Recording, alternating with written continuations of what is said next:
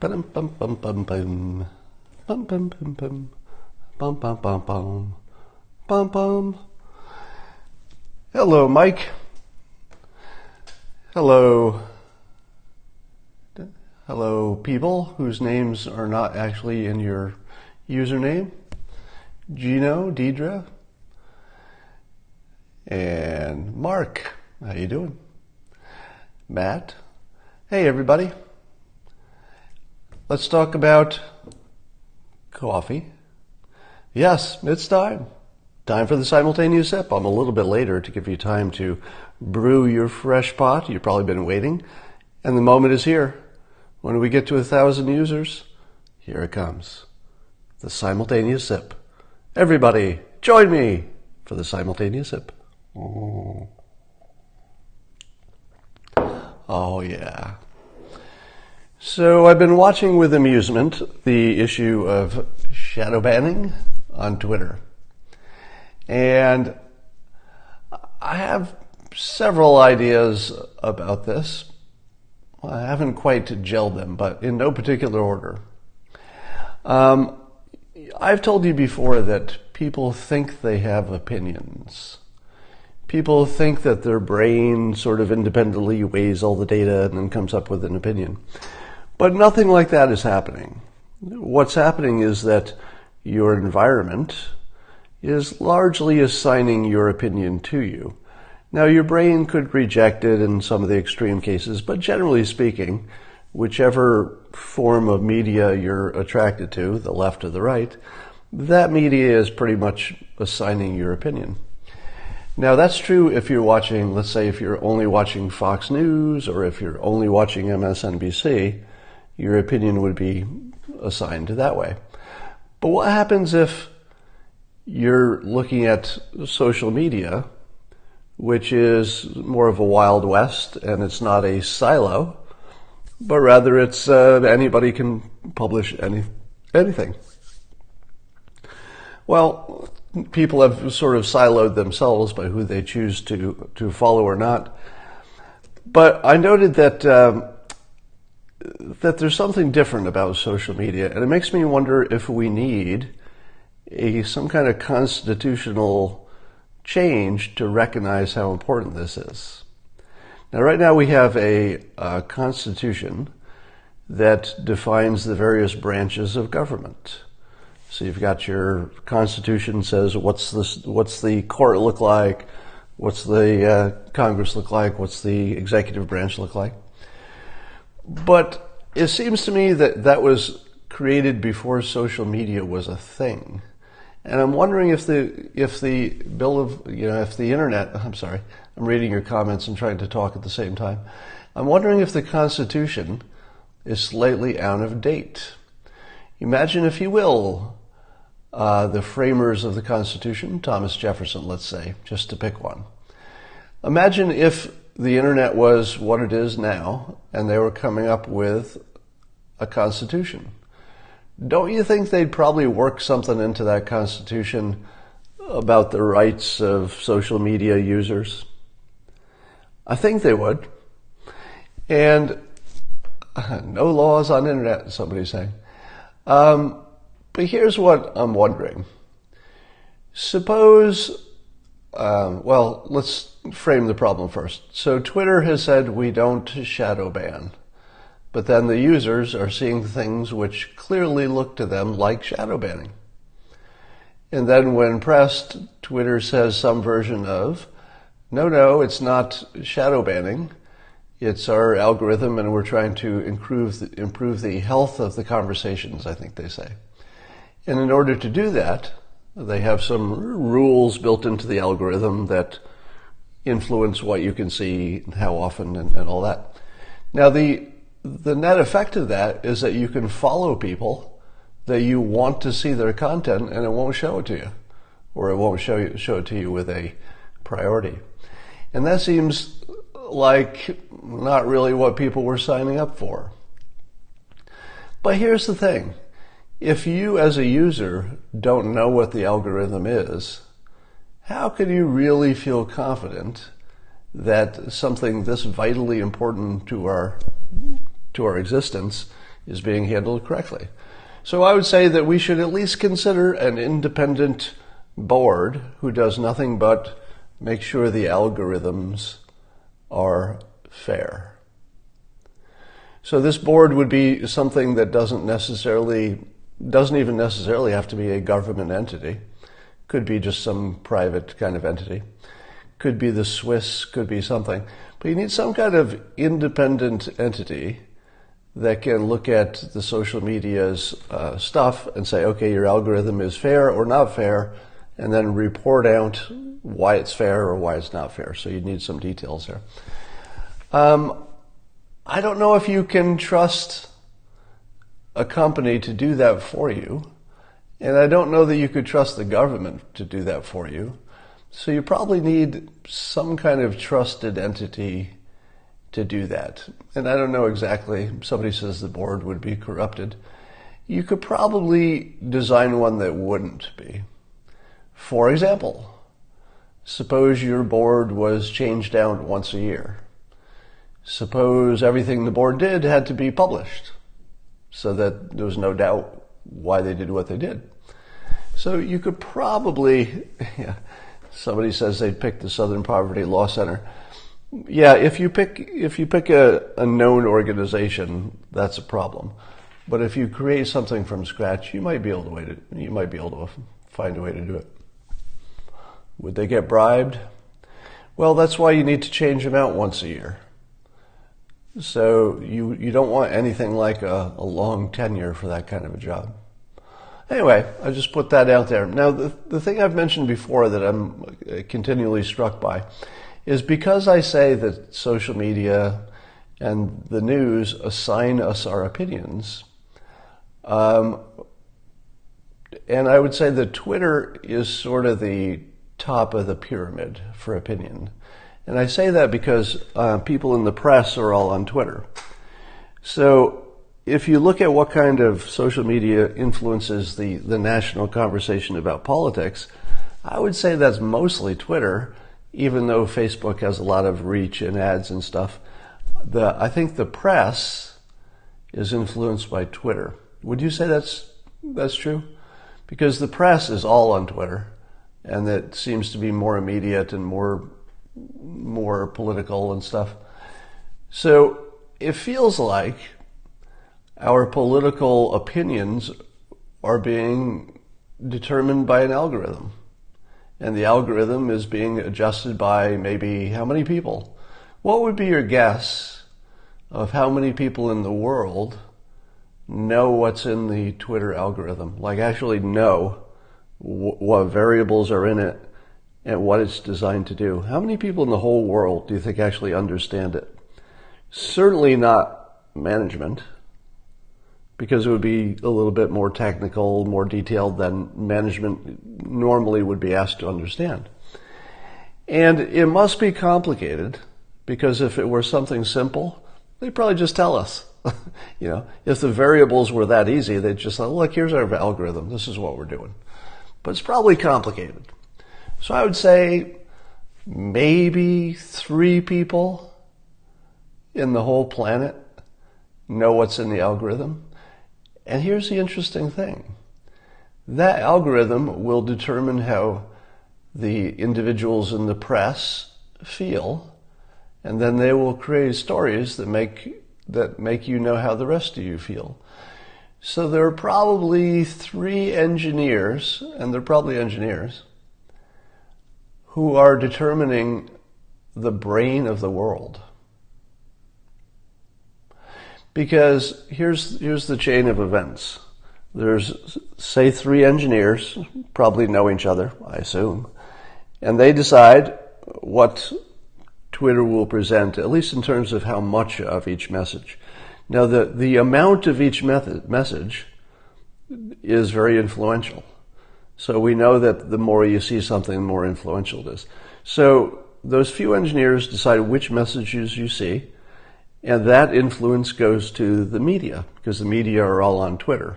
People like me, people who follow the news, people who write about the news, pundits, they're all following Twitter. And I'm pretty sure Twitter is by far the most influential thing. Then that press goes and they write stories, and the producers create content for all the various press platforms. But all of that traces back to 3 engineers at Twitter, probably. Now, if you believe that people have something like free will, then you say, well, that's not much of a problem.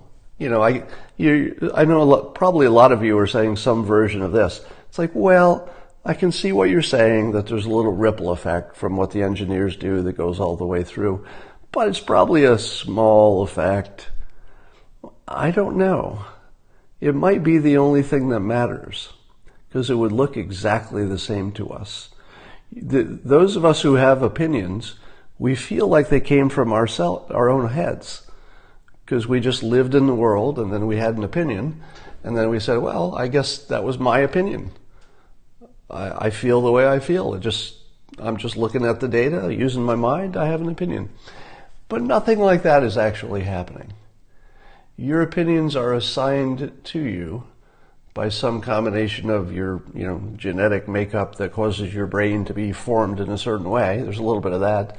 Your experience, which further formed your brain. So it's a certain tool at any moment. It changes over time.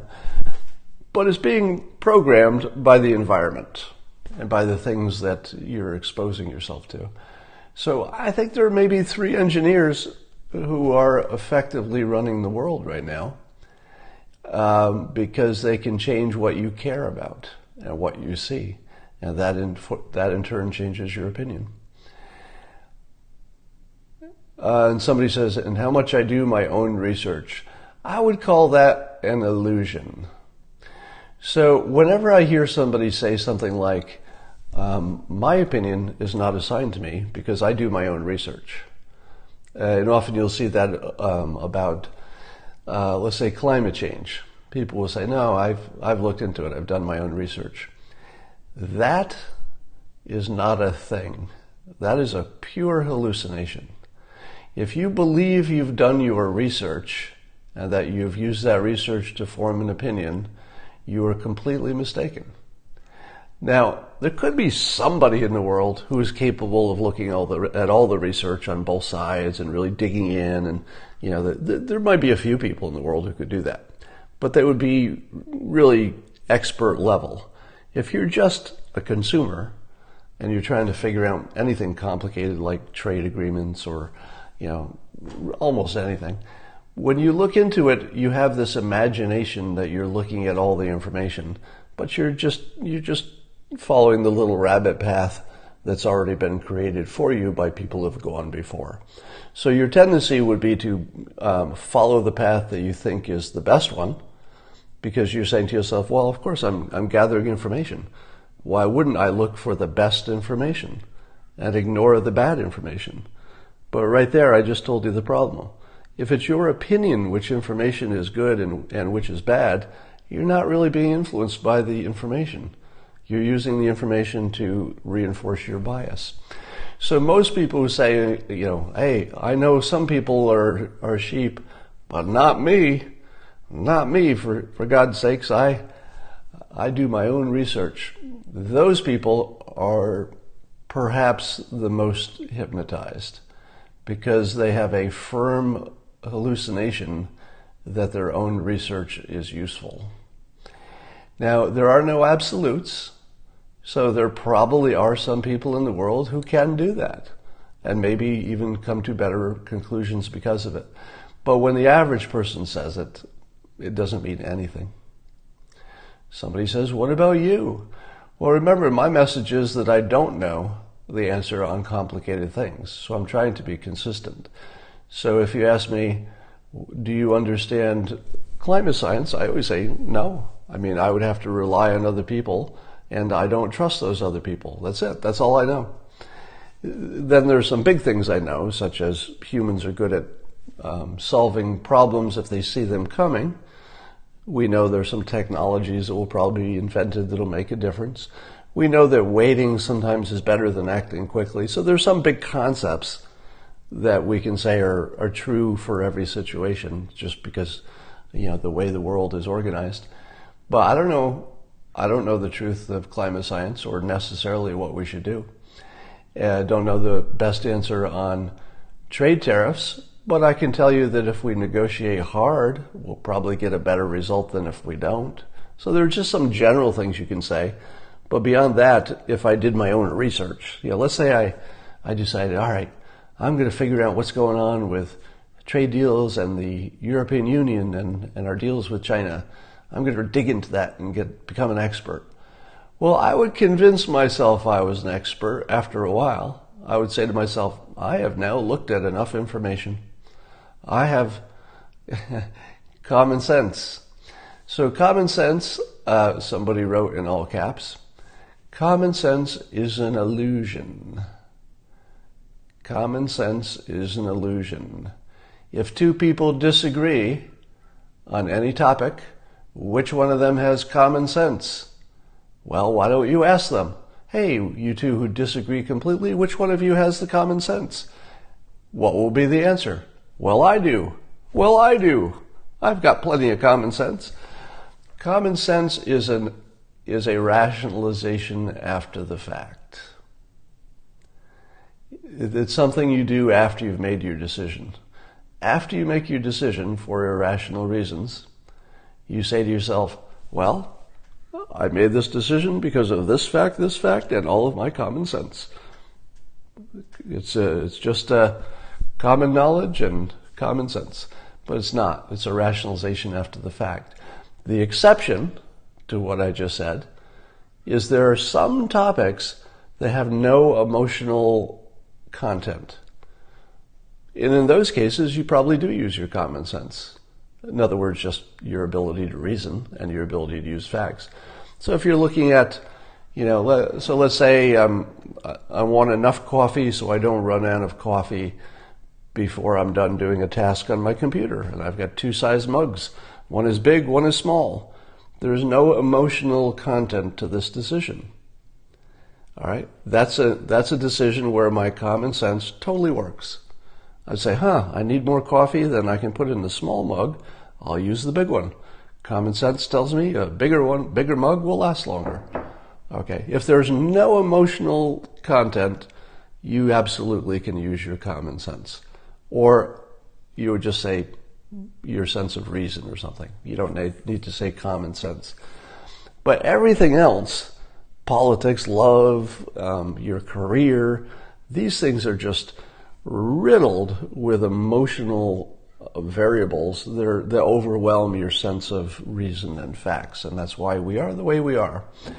I noticed Jake Tapper had a retweet and a comment about Jonah Goldberg's article. He was talking about how people are ignoring truth and facts and reality and just making their own reality up out of this whole collusion allegation. And every time I see a story like that, I say to myself, are we just discovering this? How long have I been telling you, literally the subtitle of my book, how long have I been telling people that the facts are just not part of the conversation? Never will be. Never have been. And by the way, I don't exempt myself from these statements. So when I say facts don't matter, I don't mean, oh, you dumb people standing over there, you guys and women can't use facts. I'm not saying that. I'm saying it people, and I'm part of the subset of people. I'll give you an example. When the news came out that the GDP was going to be 4.1, and people were celebrating, and I was celebrating too. And I was under the impression that Obama's economy never reached 4.1. Now, I don't know why I believe that. I guess I felt I heard it, maybe, or maybe I only heard it on social media. Maybe I heard it on the press, but maybe they weren't really talking about the whole term. And it turns out it's just false. There's not even close to being true. All right. So Obama, hit this level The past presidents have hit this level at different terms during their thing. So everything that I thought was a pretty solid fact about this GDP, which, by the way, is a great number. I'm not diminishing the fact it's a great number and things are going in the right direction. But I'm pretty well informed. I mean, you've been watching me for a while, and I'm not TV pundit informed. You know, I'm not as informed as an expert or anything like that. But as a casual observer of the news, I absorb news all day long, and I'm looking at both networks and I'm, social media. I'm getting it from lots of different sources. You would think that on a simple question like that somebody's saying Obama never hit annual GDP numbers this high, but we haven't either. So we have also never achieved, annual numbers over 4. We hit it once for a quarter.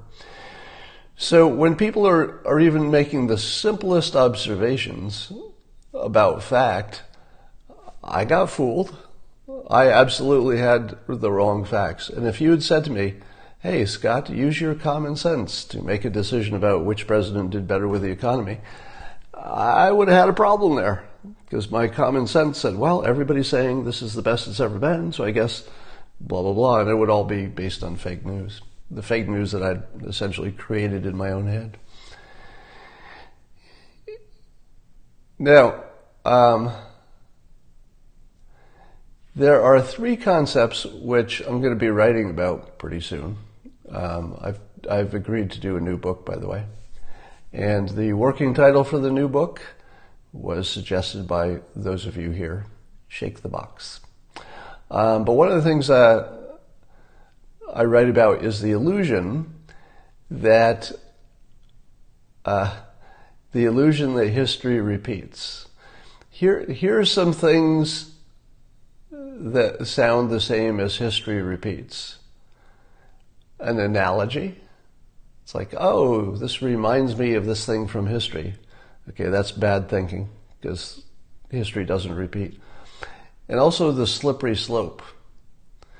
Whenever I hear the slippery slope, just my spine goes, I feel like I hate hearing that term so much, because it's not thinking, and I know I'm not going to be able to convince anybody that it's not thinking. I'll try, as I have tried throughout my life, but you cannot convince people the slippery slope is nothing. It's not thinking in any way.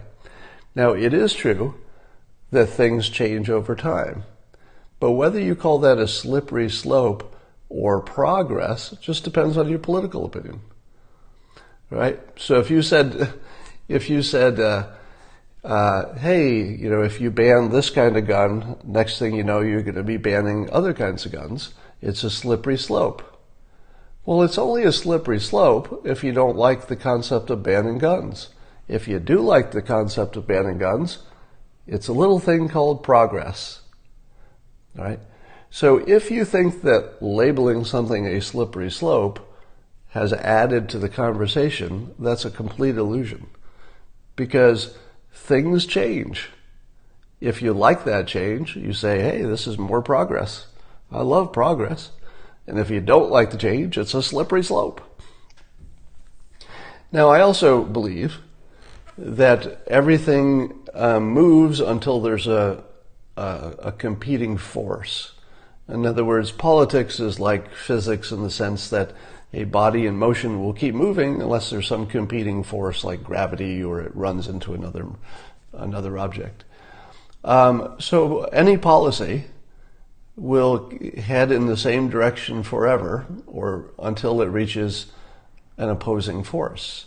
But there's always an opposing force. And when the opposing force is big enough, it stops. Take an example of taxes. If you raise taxes on the rich, is it a slippery slope to taking all of their money? Well, it's a direction, but what will happen is at some point the people whose taxes are rising will organize and they'll grab power back and they'll fight until it stops and maybe even reverses. So the fact that something's going in one direction ignores the fact that counter forces are always organized to slow it down. And that's the world you want to live in. You want to live in a world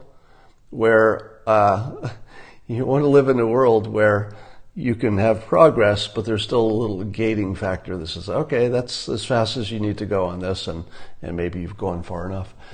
So adding the words slippery slope to an argument add absolutely nothing, because history does not repeat, things do not go forever, and when they go in the right way, sometimes people will call that progress because they like that direction. What about drug use? Drug use is the same. You've got the special case. I guess the larger point is that everything's a special case. Okay, so once you get the big point that everything is its own special case, then you could say, oh, this thing is likely to go for a while, and this other thing is likely not to go for a while because of their special case.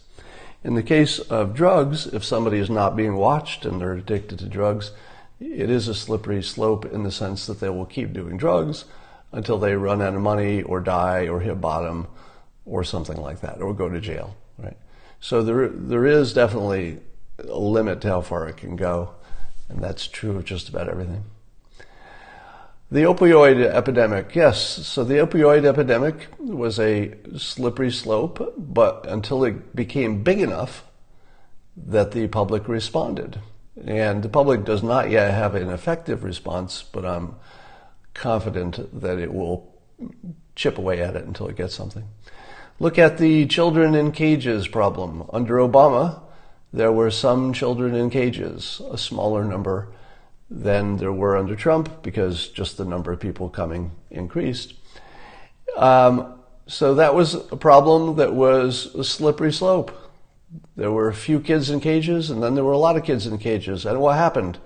As soon as it became a lot of kids in cages, the press got more interested suddenly, and then there was some pushback. So things can go in one direction for a while, but the slippery slope doesn't add anything to the conversation. No one wants kids in cages. So I had a conversation with let's say an entertainment person who was very much in the liberal camp, who, when this person questioned me about my thoughts about Trump, and he said, well, what about kids in cages? And I looked at him for a minute and I thought to myself, does he believe that somebody's in favor of that? Because the context of the question is that there might be somebody who thinks that's okay. Nobody likes the kids in cages. It just took a while to fix it. And I think that the press and the attention it put on it was good. The times I'm happiest is when the system is working, because you need the system to work, and the system worked. There was a small problem that became a big problem. When it became a bigger problem, the system took notice. The social media did its thing. It influenced the government. The government put more emphasis on it, probably some more money, a little more energy on it. Got closer to a solution. Still lots to go. You're never done with this, but I would say that was a pretty good system. To me, it's encouraging when there's a problem and then the system works its way and solves it. That looked pretty good to me, even though nobody likes children in cages. What about this idiotic plastic straw ban? Why do you think it's idiotic? The reason that you think the plastic straw ban is idiotic is because the press has assigned that opinion to you. There's nothing about common sense involved in this straw situation. The straw situation is complete political bias that has been fed back to you through your side of the press to say, it's going too far, it's a slippery slope. If they ban the straws, they're going to ban our clothes. We'll be walking around naked next. because with no plastic straws, one thing will lead to the next. Here's another way to look at it. I don't know anything about this plastic straw situation. I don't know how many tons of plastic straw find their way into the ocean or kill birds or whatever the hell they're doing. I don't know. No idea. I don't know if it used to be a small problem that's become a big problem. I don't know if it's the tip of the spear and they want to get rid of all the plastic pretty soon. I don't know if these new technologies that are cleaning the plastic out of the ocean, and there's some good ones apparently that are just coming on board, I don't know if they'll work. So I don't know anything about this plastic straw situation, but I'll tell you this. If it's true that plastic straws are an environmental problem, and they probably are. I mean, it seems reasonable to think that there might be some problem there. Is it the biggest problem in the world that our technologists have to figure out a better straw? That feels like a small problem. To me, it doesn't feel like a slippery slope. It just feels like one more thing that somebody has surfaced as a problem. It's probably bigger than we thought it was. I don't know, but probably. And there's probably a perfectly good workaround that we'll get to over time. So if you think it's just political and it's too much of a reach, I would say we don't really know that. None of you have studied the plastic straw problem. All you saw was something on Fox News or wherever you're watching TV, and you said, plastic straws, they've gone too far. Now, the reason that the plastic straw thing has any attention at all is that a plastic straw is by its nature a trivial thing. You know, it's not an automobile, it's not a person, it's not a war, it's just a plastic straw. But that doesn't mean that when you sum them up, it has no impact on the economy. All right.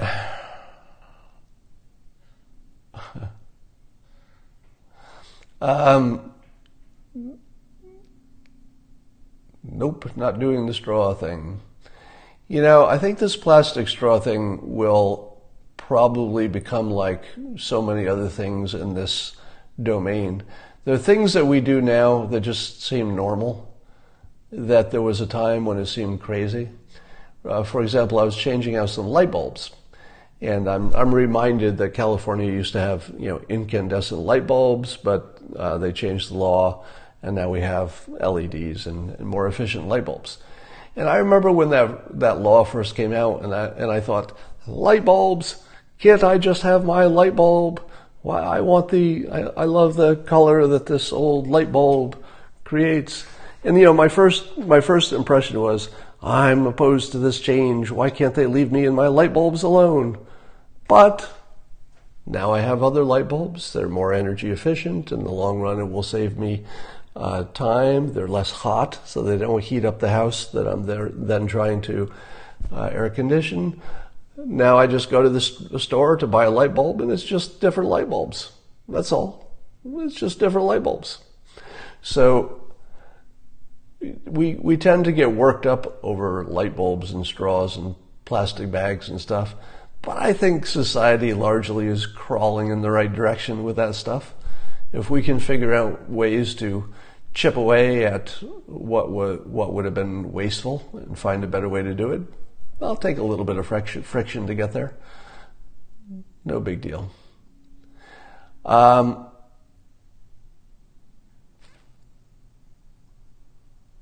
Now people are saying that the new bulbs are worse than the bad ones. Well, if that's true, I think science will figure that out and will readjust.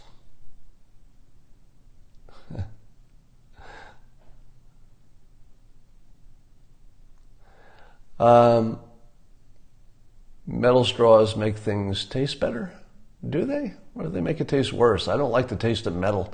Have you ever noticed if you use a metal fork that your food tastes better? Or worse, I mean? I don't like the taste of a fork. Here's a little trick for you. If you're eating little finger food, like say olives, or just anything that's small, if you can eat it with a wooden toothpick, it actually tastes better. Les Moonves. Let's talk about Les Moonves. head of CBS, accused by 6 women of Me Too sorts of things. I think this situation is just more of what we've seen, so there's not much more to say about the trend. But I once had a meeting with Les Moonves. One of the weird things about being me is that when you watch the news, you're just watching stories about strangers. When I watch the news, half of the news is people I know. This weird, isn't it? For example, if I'm watching, any news program, chances are the host is somebody I've met, or they've interviewed me, or somehow I know them. So a lot of the pundits I've met or had interactions with. And Les Moonves is another one of those. So back many years ago, I was pitching a Dilbert movie, and he was one of the pitch stops on that tour. And so I had a brief pitch session with him. I pitched Dilbert, and he said, "Not for us." Now, he had a good reason, because CBS was sort of the older person's network, and Dilbert was right now would be perfect for CBS, but at the time it was a younger product and didn't really fit in their portfolio. Are you still going to make the Dilbert movie? No, that's on probably permanent hold. Right now, I would not be able to market a movie because first of all, I wouldn't be able to get good people to work on it right now because my brand is a little toxic in Hollywood. It is anyway. I'm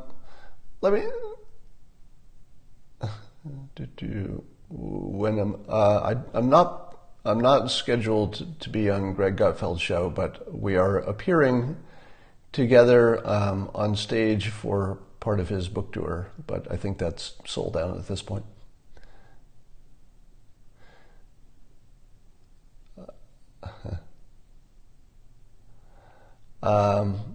James Gunn. Let me suggest, once again, a rule for making the world a better place. I've said this before, but the more I think about it, the better I like this idea. Watch me influence the world right now. There are not that many cases where I get to call the home run and say I'm going to hit the home run over that field, but I'm going to do that right now. I'm going to inject some persuasion into the system that I think you're going to see in real time change how people treat the news. All right, you ready? So here's some persuasion I'm going to release into the universe. And the reason it will be persuasive is because it's a new thought on a normal topic, and that makes something viral. Anytime you inject the person bites the dog instead of the dog bites the person, it's unusual. But it's also a high ground maneuver, which is always the best. And here it is. How many times have you seen politicians, mostly politicians, but also celebrities, famous people, get in trouble for something they said, and then later they clarified that the thing that they said, that's not what they meant? It's one of our most common phenomena, right? So I recommend the 48-hour rule for clarification. And it goes like this. If somebody says something that sounds outrageous and provocative and, oh my God, it's racist, it's sexist, it's something, and then the public says, hey, what do you mean? Are you saying what we think you're saying? Did we hear you right? Here's the new rule. You've got 48 hours to clarify, and that once you've clarified, the clarification has to be the news from that point on. In other words, when we say, what is your opinion? It has to be the clarification. Now, I give it 48 hours because rules are better when they're a little bit specific. And 48 hours is plenty of time for a celebrity to say, whoa, whoa, whoa, that's what you heard? That's totally me misspeaking, because if I gave you that impression, that's opposite of my actual opinion. Yeah. So Roseanne would be I would call Roseanne the perfect example of this. You've seen the president have this problem with Charlottesville and other things. And When you say 48 hours to spin, I think you're not being a good citizen when you say that, because you're saying spin. Here's what I think the rule should be. We should believe people when they tell us their opinion. We should not assign people opinions. We should not say, I'm looking in your secret thoughts and I'm seeing something bad, and I know because of the way you worded that thing. The rule should be that the only people who can tell you what they're thinking is the person. Now, if they take longer than 48 hours to correct something, I think it's perfectly reasonable to say, okay, maybe that's sort of what they meant. And if it's a year later and you hear some weird spin rationalization and it's a year later, I think you can ask yourself, why didn't they say that right away? That would be fair. But if they correct it within 48 hours, I think that our rule should be, that's what they think. Nobody gets to tell other people what they think. Now, I, of course, have a personal investment in this, because there have been many times, and I guess a lot of you have seen it yourself. You've seen how many times I have been misinterpreted, where somebody will say, you said, Scott, you said the aliens are real and they probed you. And then I'll say, no, Dale, I didn't say that. I didn't say anything like that. I said other people claim that it happened to them, or whatever I say. My opinion should not be Dale's interpretation of my opinion from that moment on. The 48-hour rule should be, I got 48 hours to address anybody's idea of my misinterpretation, assuming I've seen it, You can't address everybody's interpretation everywhere. But if the big misinterpretation is the story, 48 hours. Imagine how much better the world would be if people had 48 hours. And I think that could include apologizing. It could include clarifying. But that's the big picture. If you want a better world, give people 48 hours, and especially politicians, because we judge them. If you're a politician, pundit, celebrity, you're talking in public all the time.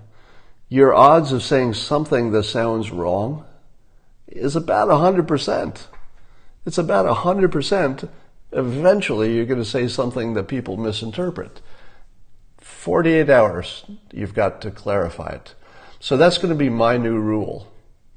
So if you ask me in the future, hey, what about that thing that somebody said that was dumb or uninformed or whatever, I say, give me 48 hours.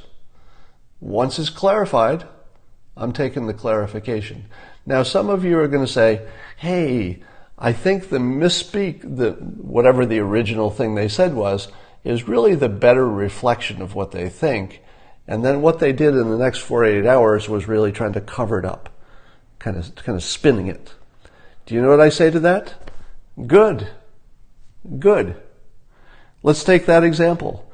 Let's say there's some celebrity who says something terribly sexist and gets called out for it. And then 48 hours later, the person says, no, I was misinterpreted. I would never say such things.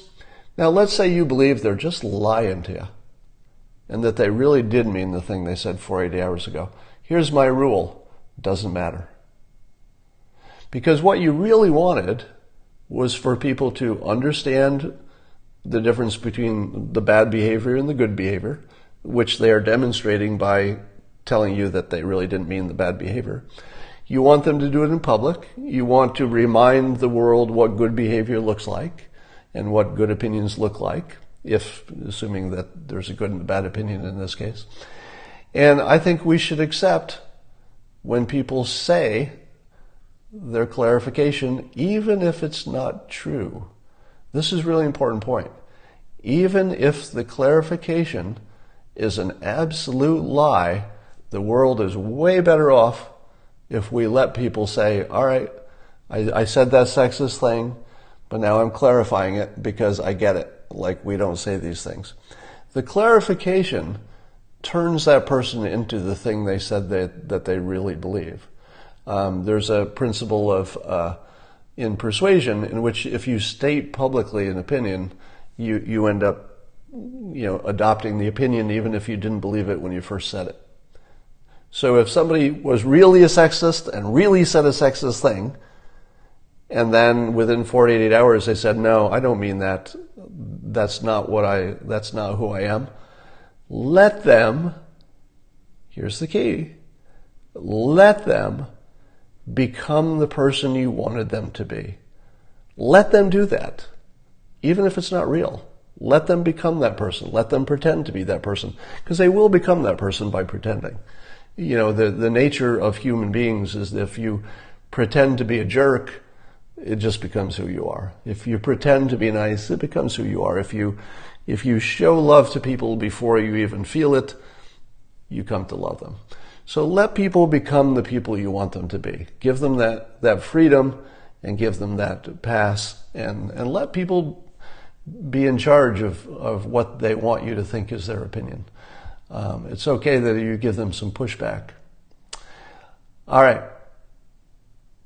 Did I ask Kathy Griffin to come on? I haven't, but that would be fun. I think I will ask her to do that. I'm waiting for, there's an upgrade coming to my startup's app, the Interface app. So there's an important upgrade coming that we'll announce in a few weeks, and then maybe I'll do some more appearances. Also have some really interesting stuff coming up next week. I don't want to tease it yet, but as you know, I try to help the world in ways that I have any special ability to do that. And so there's something very interesting that I'm working on that you'll hear about next week. And I hope, by the way, all of you will participate at least with your ideas. So I'm going to ask you to participate with your thoughts and your ideas. Doesn't have to be your money. And it's going to be exciting, and it will be fun. And you'll see that next week. All right. No, it's not about malaria. I'll leave malaria to the Gates Foundation. They seem to really be all over that, which is great. All right. I just heard a phone ring, but I don't know where my phone is. All right. No, it's not about Black Lives Matter. It's something that could influence all of you in a good way. All right. And that's all for now.